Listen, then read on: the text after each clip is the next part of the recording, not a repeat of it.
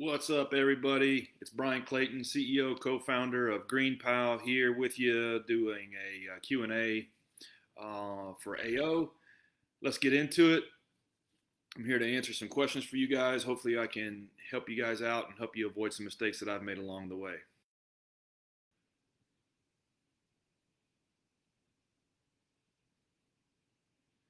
First question from Ari Brown. How do you fire a client when your only basis is they're difficult and not willing to change? Well, you can look at this one or two ways, and I guess it kind of depends on where you're at in the life cycle of your business. If your business is mature and you're making money, you're profitable, and you are at a good place, you're growing, you're working a plan, then you can be a little more customers you want to work for. You can be a little more selective about who's a good fit for your business and who's not. But I believe that when you're first getting started and you have like less than 100K, 500K in revenue, I think you really kind of have to grab and hold on to every customer you can get, because that's kind of the lifeblood of your business. So my answer is depends. If it's the beginning of your business and you're first getting started, let's say you're a home remodeling contractor and you have a neighborhood of customers you're working with, and maybe like a condo association, and a lot of particular people live there and they just get feed off of that. You really kind of have to just do whatever it takes to get through that and serve them and generate that revenue. But let's say you're in year 3, 4, 5 and you're doing well. Well, then a lot of it boils down to like your personal happiness as a business owner, and your personal health and your mental health and your well-being. And negative customers will drain the life out of you. They will suck the soul out of you. And so then you're at a point where you can be a little more selective about who you want to work for and who's not a good fit. So let's say you are a little more established, you're profitable, you can be a little more selective about who you're working with. The best thing I have found is to do more than you think you should.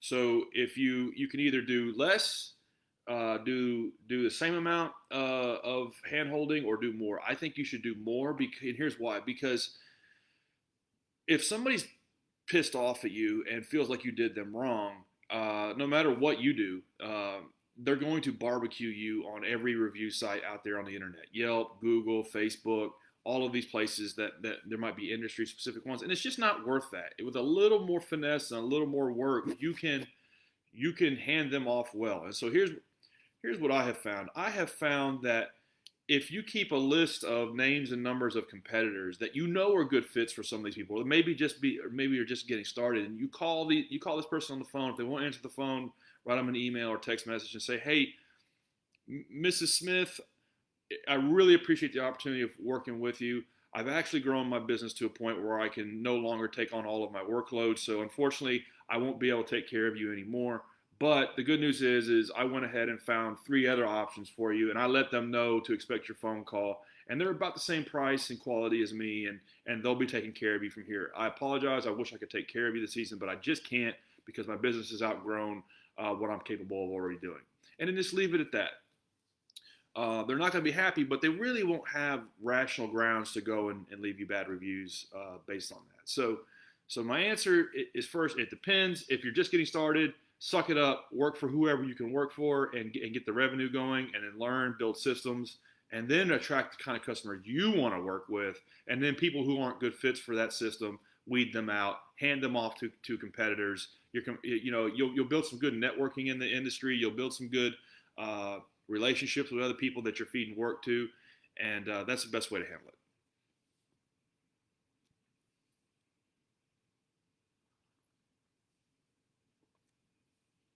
Next question.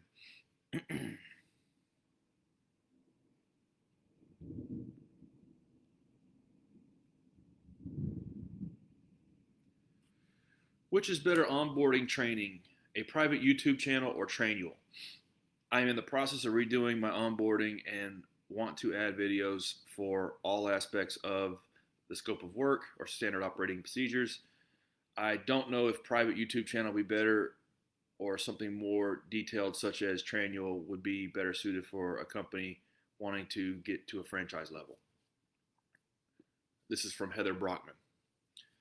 Okay, so step one, it's good that you are systemizing the training process, systemizing the onboarding process, using tools, taking advantage of technology to make this smoother and faster and more uniform and repetitive and standardized. So that's good. So you're doing good by already getting started doing that. The question of trainual versus YouTube, that depends on if you are just getting started on a shoestring budget and cost control is like one of the major things that you have in your favor to get this business going, then take the free option. Go with a YouTube. Every $100 a month counts. Every $200 a month counts. If you can save $1,000 a month and you're doing like 10% in profits, well, that's like 10 grand in sales. So in the early days, do every free option you can. If trainual has a free tier that you can stay under, go with it. If it's like $50 or $100 a month, then save that money. If you're on a bootstrap shoestring budget. Now, if your business is already doing $100K in sales or $500K in sales or $1 million in sales, then invest in the suite, the tool suite to make this easier. It'll be well worth it. And caveat to the first answer. Once you put it on YouTube, you're going to have to put it on a training specific platform anyway, sooner or later after you get over a sales growth. You can't franchise something and say, oh, go watch my YouTube videos in this private channel. That just looks janky in my opinion. So for professionalism and uniformity, and also the tool sets that trainual is probably going to give you around, did they finish the course? Did they score well on it? Did they answer the Q&A? Did they or did they just turn it on and let it play? That's going to be well worth whatever trainual costs you. So if you're on a shoestring budget, get started with something free and then graduate to a free tool. But if you can afford it and it's a no-brainer on the cost, then just go ahead and pay for trainual or an even better tool. It'll be well worth the amount of money you spend, and it'll make your business look more professional to the employee coming on board. And if you said something about franchising, it'll certainly make it more professional to the franchisers. Like that's just a no-brainer. YouTube is going to be seen as like almost cheap and like, am I really getting on board with a real business here? They're having me watch YouTube videos. So balance the decision based on that feedback. Free if you're on a shoestring budget. If you can afford it, spend the money on the tool. It'll pay you back in terms of better training, more engagement from people, and just a better impression about your business.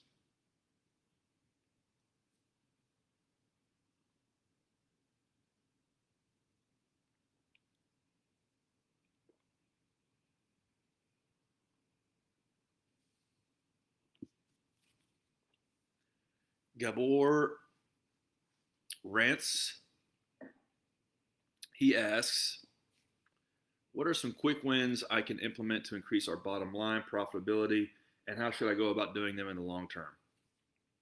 Background on the question, throughout the past 2 years, I've been focused on growing top line revenue, and this year we're on track to hit 1 million in sales. Congratulations.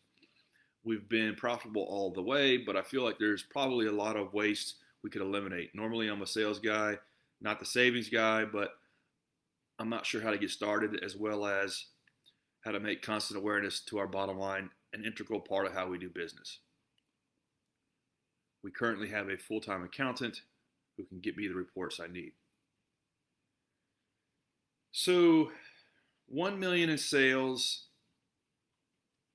how do you increase the bottom line? Well, there's several ways you can approach it. One is just look for the quick wins. One of my favorite quotes is by Warren Buffett. He says, I don't look at $100 like $100. I look at it like $1,000, because that's ultimately what it'll grow to become. So Warren Buffett's big on compound interest, and he understands that if he can invest $100, that it'll grow to be $1,000. So if you can take that mindset and look at everything your business is doing and how you can cut every cost out of the business without affecting the customer experience, take it, do it, because even if it's just $100 a month, it'll eventually be $1,000 a month. And so I have done this in businesses in the past. For me, everything from the water filter we have in the office that we're spending $120 a month on with putting bottles of water. Why do we need that? Let's just install a water filter, a water filter on the tap. It's fine. We'll get by with it. That saves us $1,000 a year or $1,500 a year. To you mentioned you have a full-time accountant. Well, if you're only doing $1 million in sales, I'm reading that to say that you got an accountant on salary. That's a little premature. So what if we could take that accountant who's making, I don't know, 50K, 100K, and get them down on a freelance basis where you're paying them maybe $500 or $1,000 a month. So stuff like a lot of times there's waste in the operations on what we're spending in labor and salary. So looking for ways to consolidate some of those roles and do more with less people, and offloading some of these people who you have as full-time employees into like contractors and freelancers might be a way to do it. Virtual, you can look for virtual assistants to do a lot of the administrative things that's going on in your business. Like, do you have somebody answering the phone all the time that you're paying to sit in the chair? You can pay somebody virtually to do that for you. Who's doing your bookkeeping? Are they full time? Maybe you can pay somebody virtual to help you with that. Anything that can be done with a computer screen can be done anywhere in the world now. And so ways to reduce what you're spending on salary and pay somebody to do it part time virtually can get you better return, can get you better results, and save you money. So that's an option. And then looking for ways to drive the operational efficiency of your business. And you notice we haven't talked anything about sales. You say you're a sales guy, so it sounds like you're focused on that. That's great. So like how do we drive the operational efficiency of the business in terms of how do we reduce waste? How do we reduce dead time? How do we reduce callbacks? And if you're not on like one central nervous system to run your whole business, there's an opportunity for that to make it run more efficient. Like a symptom of an inefficient business is paper, believe it or not. Like, are you passing a lot of paper around?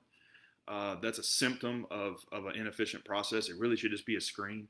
There should be one software suite that is dedicated to your industry that you're running the entire business on. And by the way, these are things that are going to help you get from $1 million to $5 million to $10 million. Growing my last company to $10 million in revenue before I sold it, a lot of the way we were able to get to 10 million in sales was just through systems and relying on technology to get there. My current business is doing $20 million in sales. It's strictly a technology business. So the more you can implement tech into your business, the better it'll run, the better it will be more efficient, and the less waste that you'll be causing. So that's a good way to drive revenue to the bottom line.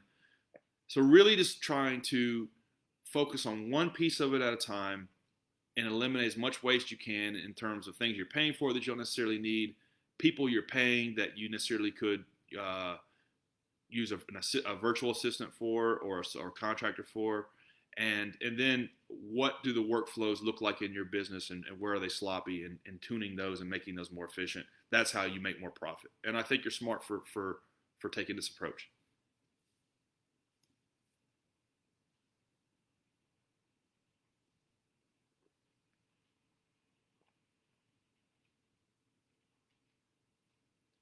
Next question.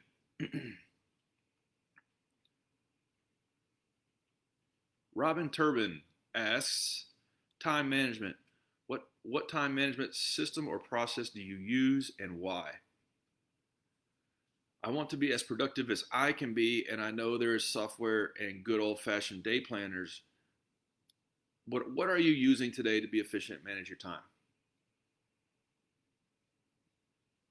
I don't think there's one silver bullet that just makes you become a productive person. So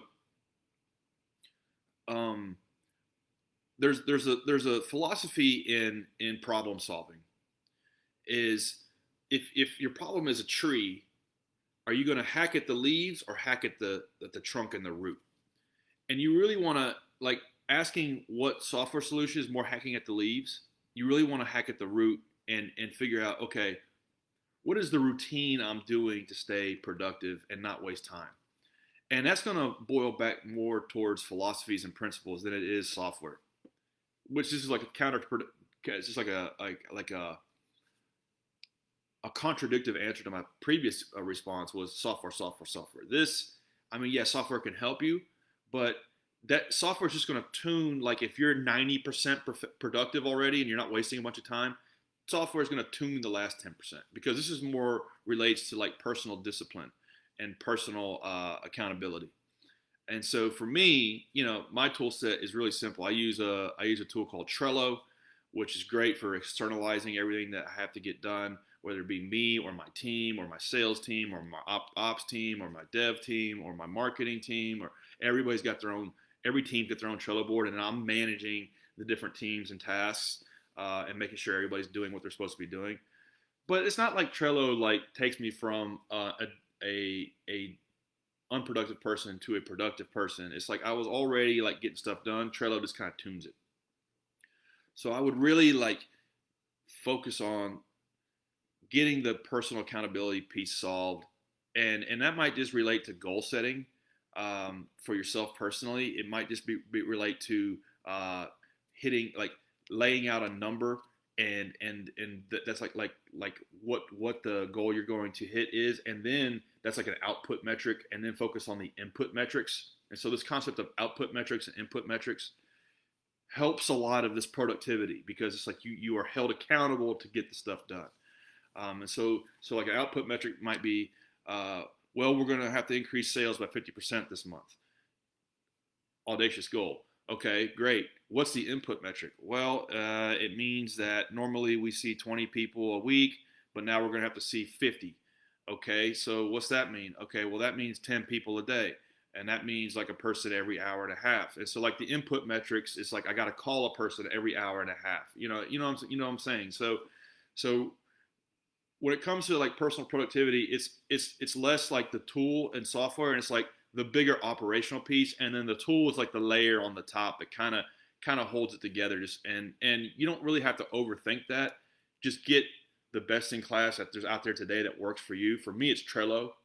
But I would encourage you to really hack at the root and not the leaves. Hack at the essence of the problem and not like the symptoms of it.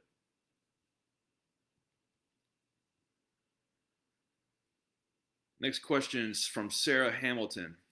How do I build loyalty with my team? I own a female-run and operated barbershop for male clients, and over the years I have had countless barbers screw me over in all kinds of areas. The way they talk to me, the way they won't follow processes, they quit on me, and I can't seem to find a solution. This industry is very unique, and I'm looking for any and all ideas to make sure I am being the right leader and keep people and grow. How do I know if I'm the problem and if I'm not doing my job, or if it's just people will be the problem? Well, Sarah, I empathize with you. I used to run a landscaping company, and I built it from just me and a push mower to me and 150 employees. And so I understand how you feel. I understand that sometimes it can feel like people aren't loyal and everybody's out to screw you, because certainly that's how it feels and how it looks. But the reality is this is not happening to you, it's happening for you. People leaving your business and going somewhere else, people stabbing you in the back, people not being loyal to your business is happening for you as a business owner, because it can help you build a better business, grow as a leader, build a better culture in your little business. It's all of these things that can help make your business better, stronger, and make you a better entrepreneur. So that's the first thing. I would reframe the problem, because the tone of your question is exactly how I have felt in my life, where it's just like you get screwed over time and time and time again by people that work for you, and you just feel like, is anybody worth a crap? And why am I doing this? And so I can definitely empathize, but you have to reframe this problem that these things are happening not to you as the owner, but for you. And every time they happen, it can offer as an opportunity for you to build a better business. And so the first thing is, ask why why they are leaving. Like, hey, hey, it's gonna be my last day. Oh, that sucks. Okay, I understand. Why are you going somewhere? Well, because I can go over to the shop and make more money. You know what? I understand. If it doesn't work out, come on back. And you have to really understand, why can they go to that other shop and make more money? And if they can, if it's like a if it's and I don't mean to ascribe this to your business, but if it's like the difference between Supercuts and a really high end shop in town that charges $75, then yeah, they can graduate and go make more money over at the other shop, and you can't blame them for that. Um, and Supercuts, I think their model is probably dependent more on turnover. They have a training system where they understand that they're gonna turn over these people every 6 weeks, and that's their business model. If that's not your business model, then you have to figure out, okay, how do I train these people on my system, and then how do I create an environment where they can win and they can get what they want? Because you, as the business owner, you have to help your employees get what they want. Everybody in this world is going to optimize for their own needs. They're not going to optimize for your needs. They will fall in line and run your system and work your process if it helps them get what they want. And so what they want, you need to find that out. Is it a way to make $1,000 a week or $2,000 a week? Then you have to figure out how you can build the system to get them there. Is it a way to learn how to cut hair? Are you more on like the lower end of the spectrum where these are people just fresh out of barber school? Then you have to build a system to get them there. So you have to really dial into what is it that your people want and help them get there. And if you don't figure that out, then you'll constantly have this problem of people leaving and going somewhere else that can get them what they want. The next thing is, after you figure that out, you can really try to treat this business as a family, and like a major league baseball team at the same time, or any professional sports team. Like professional sports teams, they keep the best. They only recruit the best. They expel the players, or trade or fire the ones that aren't good. And so if you can run this thing as a professional sports organization with a little bit of family dynamic, that can help be glue to retain the best people and to attract the best people. Because part of the problem might be that you're attracting B and C players, and guess what? A players don't want to be around B and C players, so it's kind of a self-fulfilling like death spiral. So that could be another aspect of it. And the last piece of advice I'll leave you with: as business owners, we get exactly the culture that we deserve. We get exactly the work environment that we deserve. We get exactly the vibe inside the business that we deserve. The business is a reflection of us. So I've been in business for 25 years, and there's been years of my business where I would be driving to my office, and I would have this like bad like feeling in my stomach, like a pit in my, like a somebody punched me in the gut. And I was like, I just don't want to go here. I hate this place. I hate everybody that works here. I hate every customer we have. And like, I have felt that way. And it took me a while to learn from business mentors and leadership mentors that the business is a reflection of me. It's I've built it. I have hired every person that worked there. I have. This is the culture I have made. And so you have to change. You have to, over time, improve the way you're framing this, and the way that like, and I'm not like all rah personal psychology can just fix all problems, and good attitude can fix all problems, but it certainly helps. And so it has to start with you. It has to start with your attitude, because if that's not right, then it doesn't matter what you do. If you're not pleasant to work with, if you're not pleasant to be around, if you're not creating a fun environment, then nothing else matters. So it starts with you, and understand that no matter what happens, it's a reflection of the attitude that you're bringing to the equation. And so get that dialed in as well. Some books I would recommend would be basically everything John Maxwell has ever written. You can go back and look at some leadership books that John Maxwell has written, and next it can help you figure out kind of your leadership style, because we're all born terrible leaders. I've spent years of my business career leading horribly, and it's gotten me in situations like the one you're describing. The other thing I would read is the E Myth.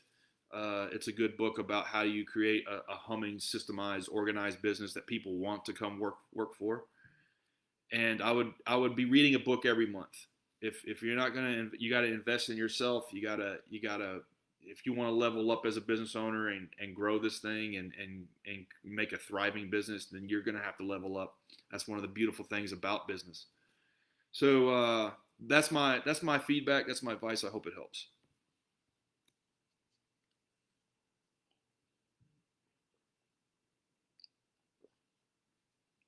Next question is from Dan Razumovsky. What is the best way to get a customer to follow through with leaving a review? When finished with a deck project, I buy my homeowners a nice little bottle of wine, $1,500. I ask them to leave me a review on the platforms, but it does not happen. The projects I am doing are anywhere from 15 to 65K. I'm looking to grow my exterior contracting company, $1 million in profitable sales. I am going to open more locations once all implemented systems are working, looking to extend to large loss insurance claims. All right, Dan, great question. Because reviews are really, really, really important. Anything related to the home, reviews are huge. And so how do you get somebody to leave you a good review? Well, it sounds like you've already got a good little process. You're leaving them, you're giving them a nice bottle of wine. Okay, so you say $50 to $120 range. That sounds way too high. Most people, like, I drink wine, and I gotta be honest with you, I don't know the difference between a $20 bottle of wine and a $120 bottle of wine. So you're probably wasting money there. I would just go with a decent $20 bottle of wine. I love that idea. Great idea. But you got some money you can save there. The first thing is I would not press harder. Like, I do a lot of traveling around the world, and TripAdvisor is like the lifeblood of a lot of these guides that you can experience or like excursions you can book. And man, I have been on some of these excursions, and at the end, the guide will say, "Hey, will you leave us a good review on TripAdvisor?" Sure, yeah, no problem. No, I want to see you do it. Like, I have seen them do this. Like, I've experienced this. They will make you leave the review right there in front of them. Don't do that. Super awkward, super uncomfortable. So if you've thought about that, I would recommend against that. So the first thing I would do is I would implement some kind of system, a CRM that does this for you, and kind of nags them just a little bit. And so I think there's one called Bird Eye, and there's a dozen of these. And my business is we solicit reviews, and we've built a custom made system. And what it does is after they sign up for service, they get service. Then it sends them a text and an email asking them to leave a review, and then it tracks if they do or they don't.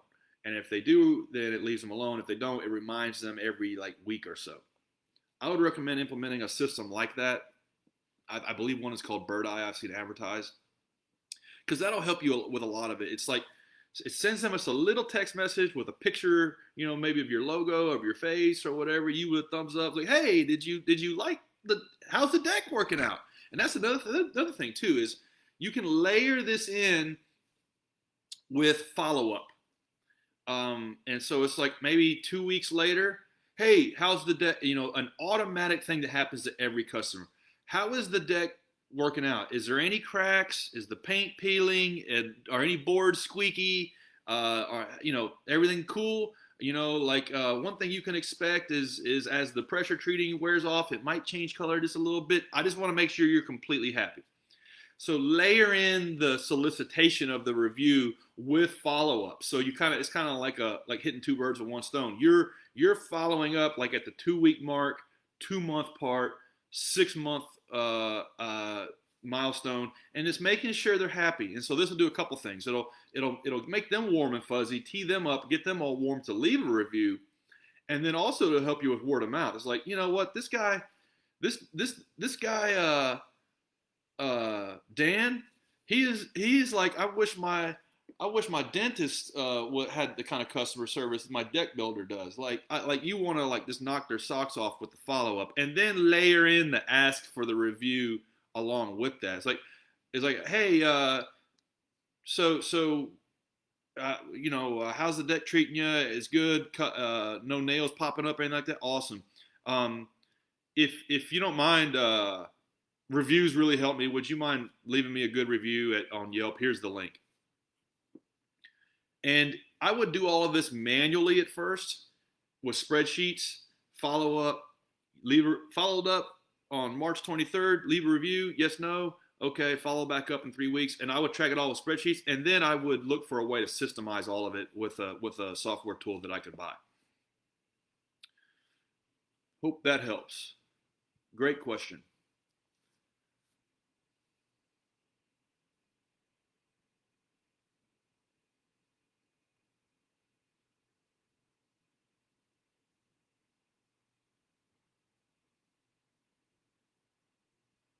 Next question from Zach Knock. How do you start a training program for employees? What are the bare bones structure needed for a successful training program? My company, Diamond State Technologies, specializes in working with access control, cameras, automation, security systems for both residential and commercial applications. The reason why I'm asking this question is I'm growing rapidly. I need guidance on how to build a 6-month training program for my techs. Thank you, mentors, for your irreplaceable knowledge. So it's kind of a similar question to one that was already asked. I would go, like, sounds like your business is growing. I would definitely go with a system, a platform that people can interact with, and I would break this down into just small, bite-sizable chunks, like 5 minutes at a time. And I would have new recruits go through a university, like the Zach Knock Security Systems University. And I would have this go on for like maybe 14 days, and that would like get them up to snuff on your culture, on your systems, on why and how you guys do what you do. And I wouldn't overthink it.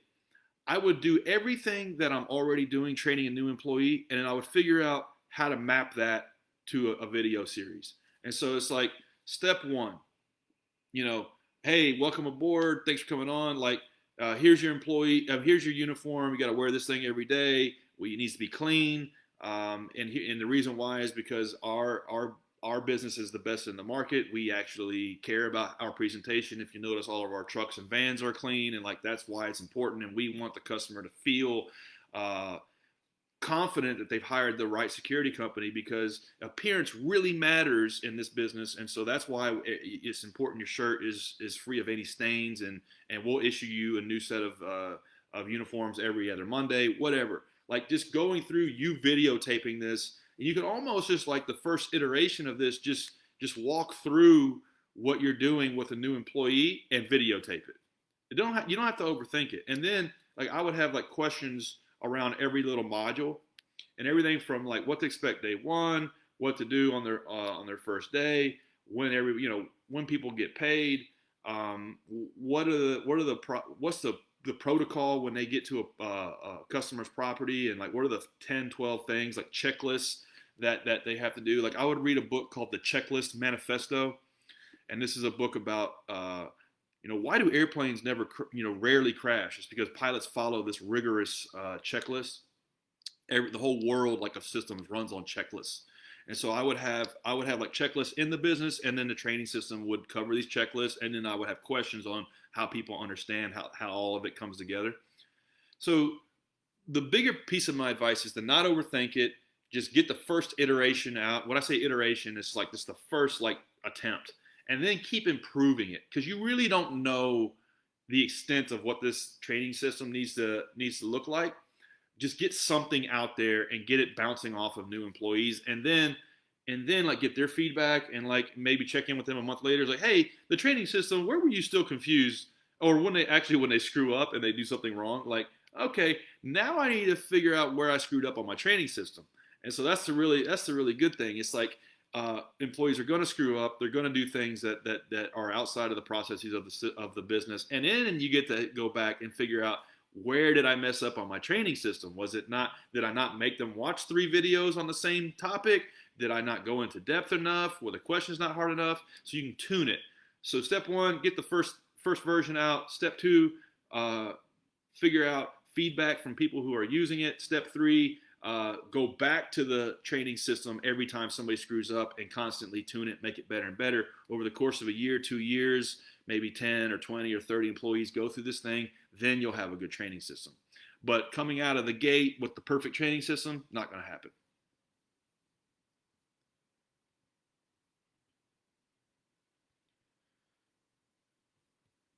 Final question from Morgan Katz. What strategies do you use to build your network?